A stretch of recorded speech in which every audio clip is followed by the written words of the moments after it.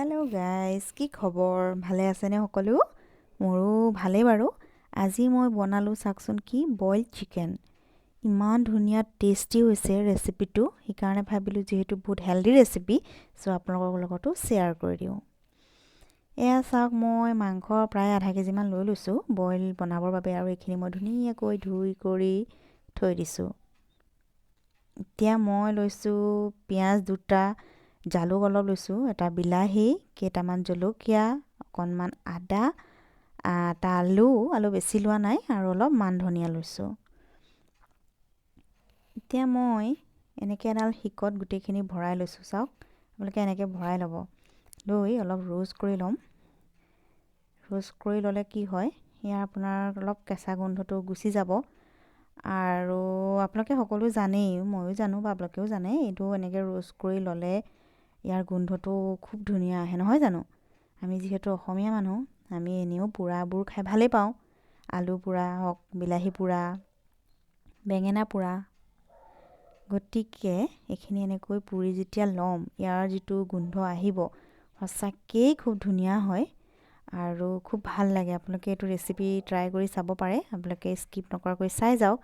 মই যিহেতু কামটো কৰি আছোঁ, মোবাইলটো অকণমান কেমেৰাটো ইফাল সিফাল হৈ গৈছে দেই, বেয়া নাপাব।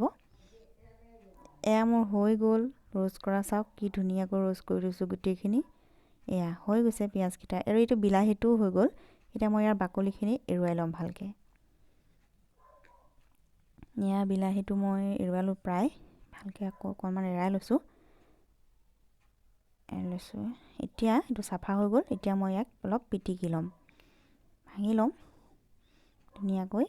তেতিয়া মোৰ ৰেচিপিটোত মানে ভাল হ'ব, বনাবলৈ সুবিধা হ'ব। এনেকৈ আপোনালোকে গোটেইখিনি ভাঙি ল'ব।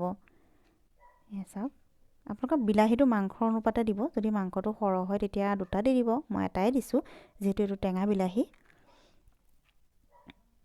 এতিয়া মই এনেকৈ এটা খুন্দনাত পিঁয়াজ চিয়াজখিনি যিখিনি আছে গোটেইখিনি খুন্দি লওঁ, ৰোষ্ট কৰি লোৱা বস্তুখিনি। আচলতে আপোনালোকে মিক্সিটো দিব পাৰে, আজিকালিতো মিক্সিতেই দিয়া হয় সকলো, কিন্তু মিক্সিত দিলে ইয়াৰ যিটো আচল গোন্ধটো বা টেষ্টটো নাইকিয়া হৈ যায়। এনেকৈ তেতিয়া থেতেলিয়াই দিব, তেতিয়া খুব ভাল লাগে। মই এনেকৈ খাই ভাল পাওঁ। আপোনালোকে ইচ্ছা কৰিলে মিক্সিটো দিব পাৰে যদি আপোনালোকৰ অসুবিধা হয়, কোনো কথা নাই, দিলেই হ'ল। কিন্তু এনেকৈ খুব ভাল লাগে কাৰণে মই এনেকৈ দি দিছোঁ। মোৰ প্ৰায় হৈছে আৰু গৈ আপোনালোকে অলপ খুন্দি ল'ব। সেয়া চাওক হৈ গ'ল। এতিয়া মই মাংসখিনি লৈ লৈছোঁ, আৰু মাংসখিনি এতিয়া মই মেৰিনেট কৰিম। কেনেকৈ কৰিম চাই যাওক। ইয়াত এতিয়া মই নিমখ দিছোঁ, সেইটোনো আৰু কি ক'ম, নিমখ দিয়াটো আপোনালোকে জানেই, সোৱাদ অনুসাৰে দি দিব। আৰু এতিয়া ইয়াতে মই দিলোঁ খুন্দি লোৱা যিখিনি মই আদা, পিঁয়াজ আৰু জালুক লৈছিলোঁ, এইখিনি দিলোঁ। জালুকখিনি মোৰ ভালকৈ খুন্দা নহ'লে, অলপ আধা খুন্দাহে হ'ল, তথাপি কোনো কথা নাই, ভালেই লাগিব খাই।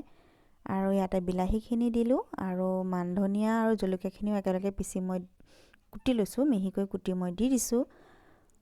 আৰু ইয়াত মই অকণমান কেঁচা মিঠাতেল দিম। কেঁচা মিঠাতেলটো নিদিলেও হয়, কিন্তু দিলে যিহেতু এইটো মোৰ ঘৰত পেৰা সৰিয়হৰ তেল, গতিকে খুব ভাল লাগে খাই, সেইকাৰণে দিছোঁ। বেছিকৈ নিদিব, কিন্তু বেছিকৈ দিলে ভাল নালাগিব।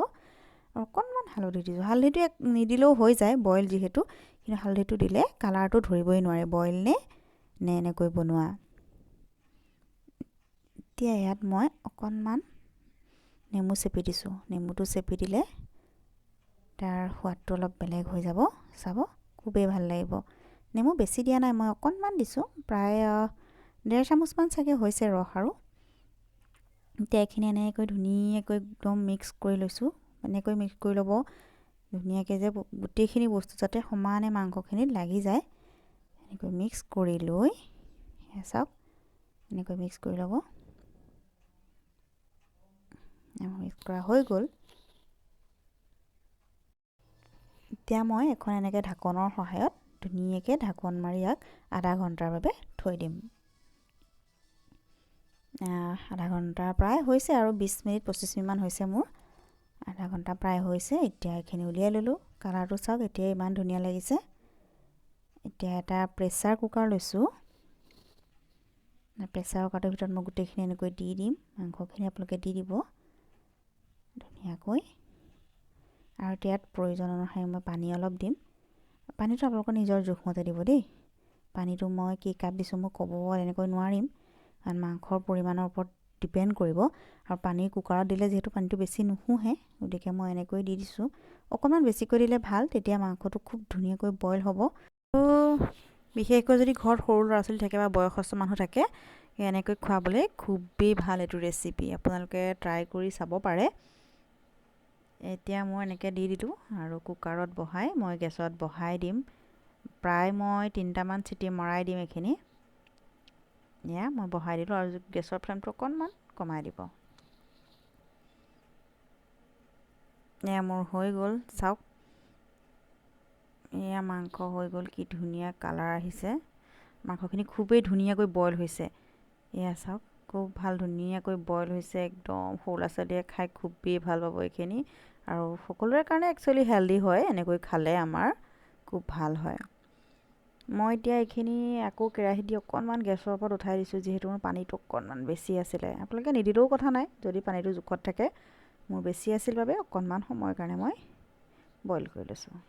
এয়া মোৰ হৈ গ'ল, চাওক কি ধুনীয়াকৈ কালাৰটো খুব ধুনীয়া লাগিছে আৰু খুবেই টেষ্টিও হৈছে, হেল্ডি হৈছে। আপোনালোকে এনেকৈ বনাই চাব, খাই চাব কেনেকুৱা লাগে। মোক কমেণ্ট কৰি জনাবলৈ কিন্তু নাপাহৰিব।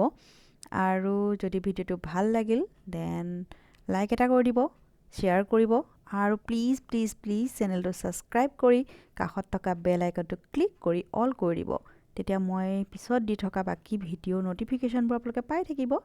দেন আজিলৈ বাই বাই, থেংক ইউ।